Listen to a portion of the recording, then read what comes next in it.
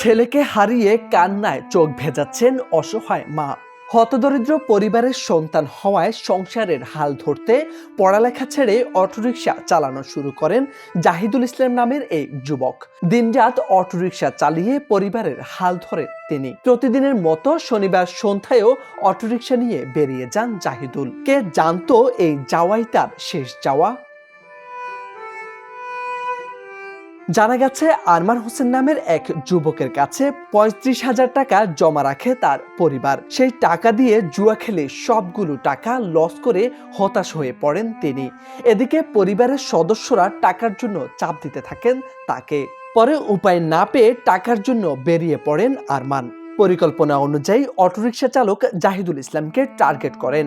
রাতে তাকে খালের পাড়ে নামিয়ে দিয়ে আসতে বলেন জাহিদুলকে। বিনিময়ে ১৫০ টাকা ভাড়া দেওয়ার প্রস্তাব দিলে রাজি হন জাহিদুল। পরে খালের পাড়ে পৌঁছালে আরমান তাকে অটোরিকশা থামাতে বলেন। কিছু বুঝে ওঠার আগেই এলোপাতাড়ি ছুরি দিয়ে কোপাতে থাকেন জাহিদুলকে। তার চিৎকারে দ্রুত পালিয়ে যান আরমান। পরে স্থানীয়রা হাসপাতালে নিয়ে গেলে চিকিৎসকরা তাকে মৃত ঘোষণা করেন। ১ মার্চ রাতে চট্টগ্রামের বাঁশখালীর কানুনগোখিল গ্রামে এই ঘটনা ঘটে। নিহত জাহিদুল ইসলাম বাঁশখালী পৌরসভার ১ নং ওয়ার্ডের বাসিন্দা। এদিকে ঘটনাস্থল থেকে উদ্ধার হওয়া একটি মোবাইলের সূত্র ধরে একই এলাকার কানুনগোখিল গ্রামের মোহাম্মদ আরমানকে গ্রেপ্তার করে পুলিশ। হত্যার ঘটনা স্বীকার করেন আরমান। গ্রেপ্তারকৃত আরমানকে যখন জিজ্ঞাসাবাদ করি তখন সে জানায় যে আসলে তার পরিবারের একটা কাজে তার কাছে ৩৫,০০০-এর মতো টাকা ছিল, যে টাকাটা সে জুয়া খেলে নষ্ট করে ফেলে। তো সেই টাকাটা তার উদ্ধারের জন্য বা টাকাটা সে আসলে তার ফ্যামিলিকে ফেরত দেওয়ার জন্য সে আসলে কিভাবে কি করবে সেটা বুঝতে পারতেছিল না।